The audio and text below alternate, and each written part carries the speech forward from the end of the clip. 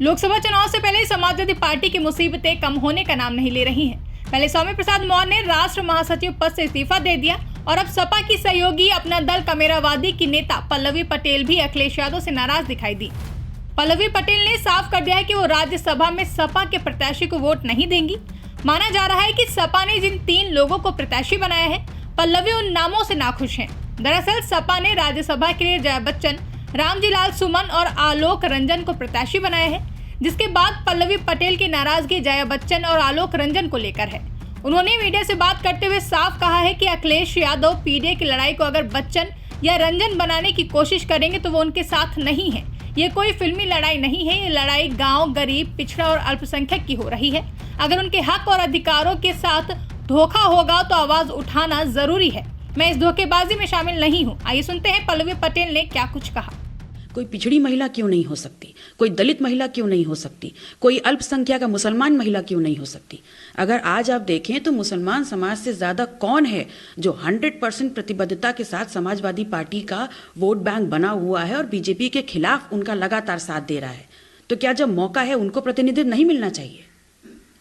लेकिन इसमें इलेक्शन जो अभी उनके जो एमएलएस की जो गिनती है उसमें आपका भी आप भी शामिल हैं उसमें, तो क्या आपसे राय मशविरा नहीं किया गया या इस बारे में?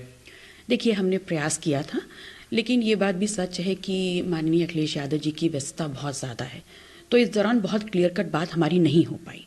लेकिन जब ये नाम सामने आए तो मेरा ये मानना है कि ये पीडीए नहीं है। अगर हम पीडीए का नारा दे रहे हैं तो पिछड़े, दलित, अल्पसंख्यक मुसलमान समाज को प्रतिनिधित्व मिलना चाहिए। माना यह जाए कि अब जो गिनती समाजवादी पार्टी की पहले 110 विधायक थी, उसके बाद उसमें जो हुआ फिर कुछ सदस्यता भी गई, तो एक की डेथ भी हुई, तो उसके बाद जो आपका भी एक वोट था क्या वो भी कम हो जाएगा इस इलेक्शन में? देखिए, मैं पीडीए में जो पिछड़ा, दलित, अल्पसंख्यक समाज है उसको प्रतिनिधित्व न दिए जाने के खिलाफ और इस धोखाधड़ी के खिलाफ हूँ। मैं इस धोखाधड़ी में शामिल नहीं होंगी। अगर आप वोट नहीं देती हैं तो जो 3 उम्मीदवार हैं उसमें से शायद 2 ही फिर राज्यसभा पहुंच पाएंगे। ये नहीं लगता है कि मतलब पार्टी को या अलायंस को बचाने के लिए कि जो कैंडिडेट जा रहे हैं उसमें से एक कैंडिडेट पे शायद आपके वोट ना देने की वजह से, क्योंकि आरएलडी जैसे पहले अलग हुई थी, अगर जो पार्टी का कहना है कि आरएलडी के कुछ विधायक उनके संपर्क में अगर वो भी वोटिंग में हिस्सा नहीं करते हैं तो समाजवादी पार्टी तो 3 राज्यसभा सांसद नहीं भेज पाएगी। देखिए, मिशन बहुत बड़ा है। मिशन अगर पीडीए है तो उसको आगे लाने के लिए हमें दिखाना होगा ज़मीनी तौर पर।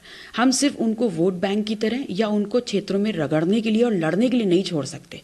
जब मौका है कि आप इन लोगों को आगे बढ़ा सकते हैं तो सबसे पहले उनको प्रतिनिधित्व मिलना चाहिए। सिर्फ बात इतनी सी है।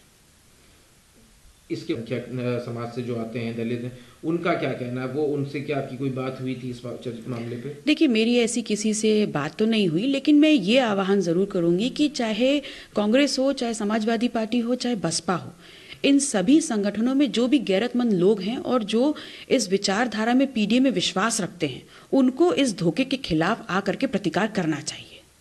तो आपका जो मतभेद है ये सिर्फ इस पीडीए का जो राज्यसभा वाला मामला है इसी तक रहेगा, क्योंकि अभी 2024 का चुनाव भी आने वाला है, कहीं उसमें तो गठबंधन में जो आप भी इंडिया गठबंधन का हिस्सा है, कहीं उसमें तो फूट नहीं पड़ेगी? देखिए, अभी वर्तमान जो बात हम कर रहे हैं वो नैतिकता और ईमानदारी की बात है, और रही बात गठबंधन की, तो गठबंधन का नेतृत्व और जो निर्णय होगा वो राजमाता कृष्णा पटेल जी ही करेंगी। तो मतलब माना जाए कि अगर आगे चल के बातें सही नहीं हुई तो क्या समाजवादी पार्टी और अपना दल कमेरावादी अलग भी हो सकती है 2024 के चुनाव से पहले? देखिए, हम विपक्ष में थे, हैं और रहेंगे। हमारी लड़ाई मुद्दों पर है और बहुत ही क्लियर कट है विचारधारा की। हम लगातार लड़ रहे हैं और आगे भी लड़ेंगे। ठीक है, राष्ट्रीय महासचिव स्वामी प्रसाद मौर्य ने अपने पद से इस्तीफा दे दिया। उन्होंने कहा कि जो बयान देते थे, ये जो सामाजिक न्याय की लड़ाई वो इस पद पे रह के कर रहे थे, उसमें उनको पार्टी के लोगों का समर्थन नहीं मिला। लगातार उनके बयानों को निजी बयान बता दिया जाता था, उन पे पार्टी के नेता टिप्पणियां करते थे, जिस वजह से उन्होंने अपने पद से इस्तीफा दे दिया।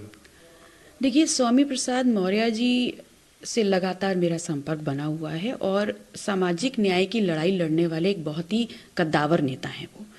और समाजवादी पार्टी में राष्ट्रीय महासचिव पद पर होते हुए भी, पार्टी के लिए काम करते हुए भी, अगर पार्टी के ही लोग उनके ऊपर अनर्गल बयानबाजी करेंगे, यहाँ तक कि उनको विक्षिप्त तक अगर बोल दिया गया है, तो मैं समझती हूँ कि जो कद है उनका आहत होना उनका स्वाभाविक है, और हमें इस बात पर जो है लगाम लगानी होगी, स्टॉप लगाना होगा कि अगर हमारे पार्टी का कोई ऑफिस बेयरर है, पद पे है और उसका एक बहुत बड़ा कद है और समाज में एक प्रतिष्ठा है, तो उनके खिलाफ जो अनर्गल बयानबाजी है उस पर स्टॉप क्यों नहीं लग रहा है? कौन करवा रहा है इसको?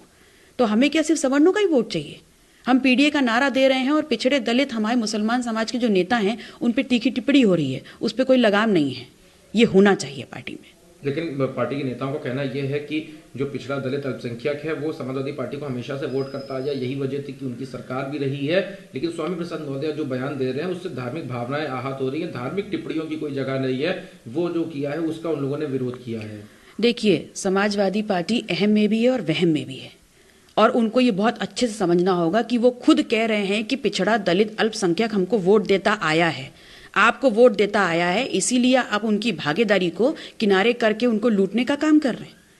आप भागीदारी सुनिश्चित करिए, क्योंकि आप उनका वोट क्लेम कर रहे हैं। भागीदारी सुनिश्चित करेंगे तो आगे और बड़े बड़े मंजर आएंगे, हम लोग देखेंगे। वोट क्लेम करने की बात से ही आपने अपने वोट को पीछे रखने की बात कर दी है राज्यसभा चुनाव में। अगर समाजवादी पार्टी इस बात से नहीं खुश हुई और आपके ऊपर अगर कोई एक्शन लिया गया? स्वतंत्र है वो एक्शन लेने के लिए। मैं एक्शन से नहीं डरती, ईमान की राजनीति करती हूँ, जो सही है वो कहूँगी। और कहीं ना कहीं जो पीडीए का नारा था उस पर समाजवादी पार्टी नहीं चल रही है, आपका कहना है, जिसकी वजह से आप में और अब समाजवादी पार्टी में मतभेद नजर आ रहे हैं। पीडीए हमारा नारा है और आपके पास 3 राज्यसभा सीटें हैं, तो कहाँ है पिछड़ा, कहाँ है मुसलमान? ये होना चाहिए ना। ऐसा थोड़ी ना होगा कि पिछड़ा दलित अल्पसंख्यक जो है वो सड़कों पे मरे, वहां घिट्टे आपका झंडा और बैनर उठाए, और जब आगे जाने की बात आए तो प्रतिनिधित्व कोई और लेके चला जाए और हम बाध्य हों कि हम उनको वोट करें। ब्यूरो रिपोर्ट, इंडिया पब्लिक खबर।